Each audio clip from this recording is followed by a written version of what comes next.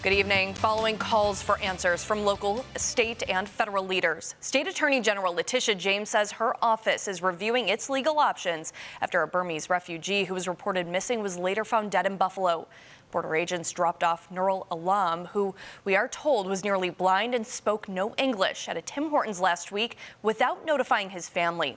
Alam was jailed for assault last February and bailed out by his family last Thursday.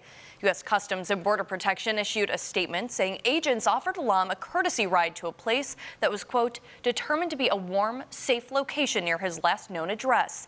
They also claim he did not have any visible disabilities.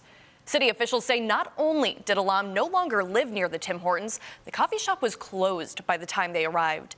U.S. Senator Kirsten Gillibrand says she sent a letter to Department of Homeland Security Kristi Noem demanding answers. Today, as Alam's family laid him to rest, residents gathered in his memory, calling for answers and action. Our Angelica Gallagher has this story for us tonight. Angelica? Marley, following today's funeral for Nurul Alam, members of the local Burmese community, alongside many speaking on behalf of his family, gathered in different spots throughout the city to demand accountability and to honor his memory. As a human being, we stand up together today. The Buffalo Burmese community is in mourning after Nurul Alam, a Burmese refugee, was found dead Tuesday, days after being released from jail and dropped at a Tim Hortons by U.S. Customs and Border Protection.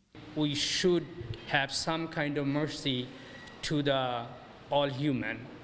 It should not be just dumped in somewhere. A man who was seeking to be reunited with his family lost his life in our community. Alam's family laid him to rest Thursday afternoon. Like many of us, I went to the funeral this afternoon. It was heartbreaking to see the weather, to see the sadness, to see the powerlessness. Very sad, very heartbroken.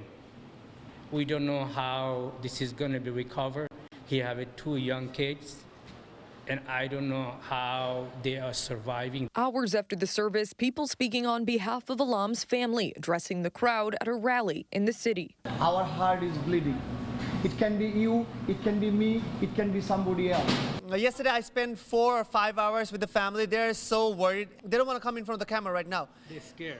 They're a little scared. I basically, what we have to do right now is stick together as a community and do as much as we can for the family. I'm not going to shout in front of the camera, rather I'll shout in the court for the family. Are we together with the family? Yes. Yes. Are we together with the family? Yes. So we're going to do everything for the family if anything needs, right? Yes. Across town, a candlelit vigil was held in Alam's memory. I think there's a lot of shock, and I think there's a lot of anger, and I think people just are trying to figure out exactly the circumstances that led to this. It's the time, city official, border patrol, Buffalo PD, to stand up with the community as today is suffering.